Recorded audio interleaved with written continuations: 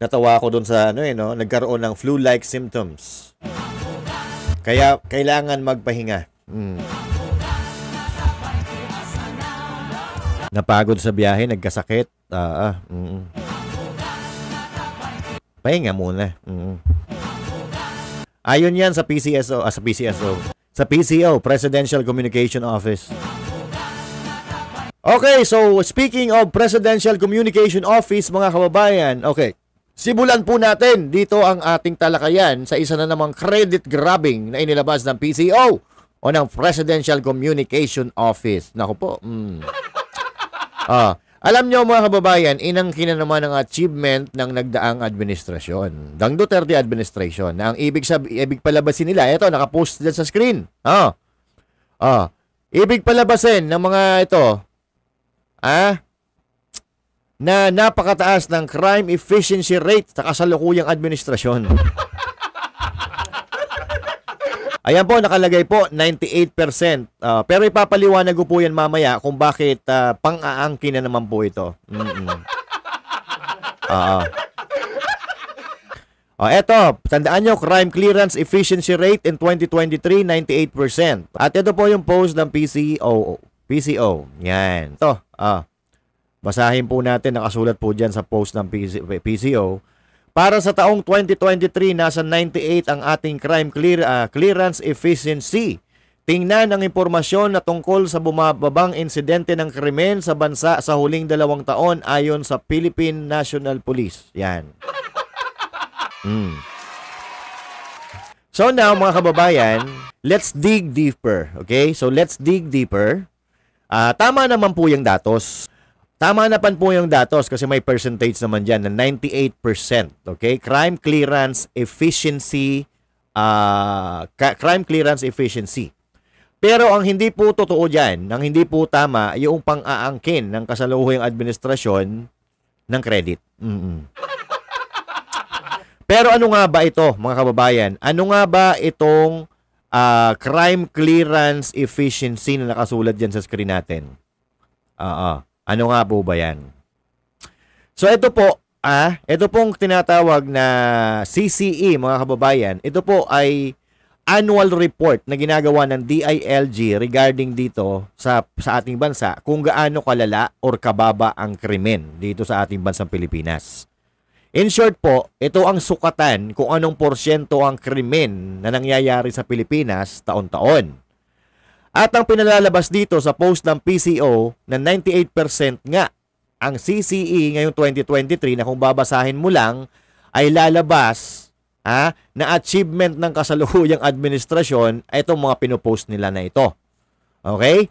At naglagay pa sila ng link kung saan pwede makita ang datos pero mali naman. Kasi kapag clinic po itong link na to, itong Philippine National Police na link na yan, ito po ang lalabas. Yan. Yan po ang lalabas pag clinic mo yung link na pre-provide nila kung gusto mong mapatunayan or makita na totoo nga talaga ang sinasabi nila. Pag clinic po yon ay lalabas po ay official page ng PNP. So lilinawin ko po ito pong crime efficiency rate, whatever it is, mababa o mataas, achievement po yan ng PNP. Dahil po yan sa trabaho ng ating PNP. Kasi sila naman po talaga ang lumalaban sa krimen at nangangalaga sa ating katahimikan dito sa mga syudad-syudad. Di ba? Ang pinag-uusapan po natin dito, mga kababayan, kung kaninong administrasyon nangyari ang 98% na yan at hindi po panggagrab. So ito po, lilinawin ko, ito po ay ambag ng ating mga kapulisan. Okay? Ambag ng ating mga kapulisan, it doesn't matter kung kaninong administrasyon yan, kung kay Pinoy, kay Marcos, or kanino pa mang presidente, it doesn't matter. Gusto lang natin ipaliwanag, hindi po ito nangyari sa Marcos administration. Yun lang po ang purpose natin dito, kaya medyo susupalpalin po natin ang post ng PCO. Okay? So, yun na nga, clinic natin yung link, ang lumabas, PNP, official page. At hindi mo makikita dyan yung datos or yung kabuuan o paliwanag ng kanilang pinost. Kasi nga, kung ilalagay nila yung link na talagang actual report, mga kababayan, ay mabubuking credit grabber sila. At kapag nagpunta ka po sa website ng DILG, doon mo makikita yung report kung saan ko nakuha itong in-screenshot ko na ito. Yan. Okay? So ito po yung legit. Legit na datos dahil galing po ito sa DILG website. Napakahaba po niyan. At ang ginawa ko, in-screenshot ko na lang kasi kung babasahin natin yan, napakahaba, tatagal. Ipapaliwanag ko na lang po sa inyo kung ano ang ibig sabihin yan. Nakikita nyo naman sa screen yung yung data, di ba? Ito po yung porsyento ng kriminalidad sa buong Pilipinas. And when I say crime, kriminalidad, lahat po ng krimen, pagnanakaw, droga, lahat po, name it, lahat ng kriminalidad, yan po yung pinakaresulta at report, okay? Nakalagay po dyan yung data noong 2016 to 2017, di ba? January to October 2016, mababa po ang efficiency na nasa 69.20% lang. Okay? Ayan po. Ayan January to October 2016, 69.20%. So yung nasa gitna po nasa gitna, crime clearance efficiency rate. Okay? So yan po yung crime clearance efficiency rate na minana ng Duterte administration sa Pinoy or Aquino administration.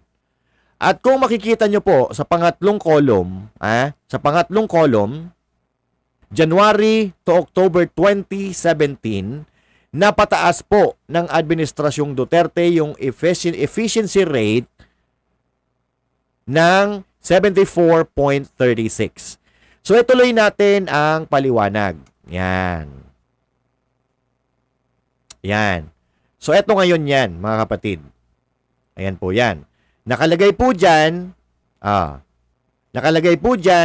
crime clearance efficiency rate inherited from previous administration, which is Pinoy administration. So, inherited, kung ibig sabihin, namana ng Duterte administration sa Pinoy administration ay 69.20 crime clearance efficiency rate, which is medyo mababa. Medyo mababa. Muntik na nga malapit na nga mag 50%, di ba?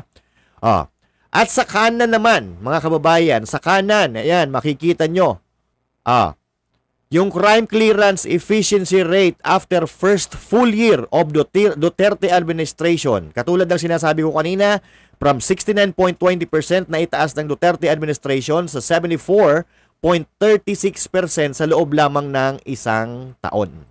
Okay? So yan, 69.2% Pinoy administration.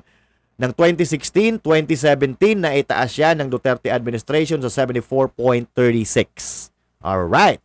So now, at mula 74.36 noong 2017, naitaas po pa po yan. Naitaas po lalo ng Duterte administration yung rate na yan bago matapos ang kanilang termino.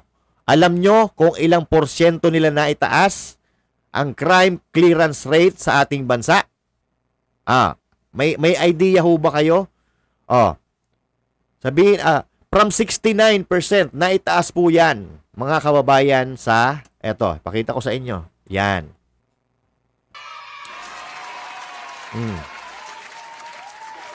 Naitaas po yan, mga kababayan, from 69.20% doon sa Pinoy administration, naitaas po ng Duterte administration sa 98.19% noong 2022 bago bumaba sa pwesto ang Duterte administration. Yan po ang paliwanag. Bago bumaba ang Duterte administration, napataas nila ang crime efficiency rate from 69% to 98.9%. At ito po, yung sinasabi ng PCOO sa post nila na 98%. So ano sa tingin nyo? Achievement ba ng Marcos yan o achievement ng previous admin? So, achievement po yan ng previous admin. Etong ginagawa nila ngayon, parehas din ito noong unang inangkin nila, yung credits doon sa drugs at sa infrastructure. 'Di ba? Doon lang tayo sa totoo. Doon lang tayo sa totoo, mga bossing, mga boss, mga sir, mga ma'am. Huwag niyo lokohin yung taong bayan. Kung wala kayong improvement, kung wala kayong achievement, aminin niyo na wala talaga. Kasi wala namang masama doon eh. Papaano? Anong magagawa natin kung mahihinang nila lang talaga kayo? Pero wag kayong gagawa-gawa, mag-aangking kayo para bumango pangalan ninyo. Hindi masama na aminin na wala kang nagagawa. Kasi yun naman talaga totoo eh. Sabi ko nga lagi, doon lang tayo sa totoo. 'Di ba? Wala namang masama. Aminin mo, wala kami nagagawa, mahina kami. 'Di ba? Okay lang, walang problema doon. Baka sumaludo pa kami sa inyo kung aaminin niyo yung totoo eh. 'Di ba? Ang masama kasi yung nagkukunwari kayo na may nagawa pero sa totoo wala talaga. At eto pa ang masaklap, mga kababayan. Bumaba pa ho yan noong umupo na yung Marcos administration. Ito po. Bumaba pa po yan. Iniwan ng administrasyong Duterte 98.19.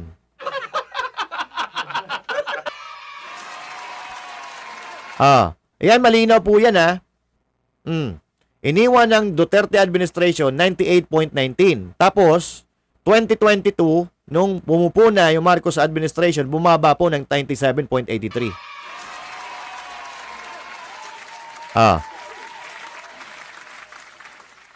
So na ibig sabihin, wala talaga. Wala talagang ambag. Wala ambag yung Marcos administration dito sa tinatawag natin crime clearance rate. Bumaba pa nga eh, Tama na yung pambubudol ninyo. Hindi niyo maluluko yung taong bayan. Nag-iisip na yung taong bayan. Biruin mo mga kababayan, kung hindi mo bubusisihin, babasahin mo lang, maluloko ka na naman. Maluloko ka. Na ang gusto bagang palabasin, achievement nila yan.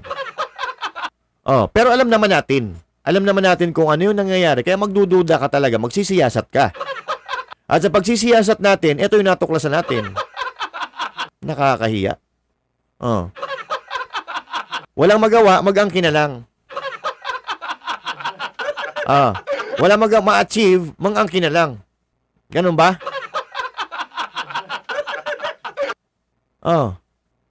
Sa bagay, maghihirap ka po, pwede namang mag-angkin eh. Pwede namang mag-credit grab, maghihirap ka pa. Diba? Nandyan na yan eh. Diba? Nandyan na yun. Nilatag na yan ng previous administration eh. Gamitin na lang natin yan para magpabango sa ating pangalan. Diba? Kaso, pag paulit-ulit yung ginagawa yan, paulit-ulit lang namin kayo mabubuking. Diba? Yung sa drug rate dati, nabuking din natin. Tsaka yung sa infrastructure, nabuking din natin. Tapos eto na naman ngayon. Crime rate. Booking na naman. Tigilan nyo yan. Kung wala ho talaga kayong magawa, aminin nyo po, pwede naman eh. Mas bibilib pa kami kung aaminin nyo. Pero kung magkukunyari kayong magagaling, tapos gagamitin nyo lang yung achievement ng nagdaang administrasyon, huwag ganun. Diba? Pangit yun. Magpakatotoo ho tayo. Doon lang ho tayo sa totoo. Kasi yun po ang pinaniniwalaan ng taong bayan, yung totoo. Kasi yung pambubudol, ang dami na nga bumaliktad eh. Ang dami na nga galit na galit eh. Di ba? Kasi nabudol kami. Nabudol sila. Pero kami, hindi kami nabudol. Di ba? So yan mga kababayan, ganyan nila ginagawa. Ganyan nila niloloko yung taong bayan. So magpo-post sila sa PCOO, ibabalita ngayon ng PTV4 at pipick upin ngayon ng iba't ibang mainstream media. So ang lalabas, achievement nila yon. Pero ang totoo, achievement yon nung nakaraang administrasyon. Okay? So next topic tayo mga kababayan.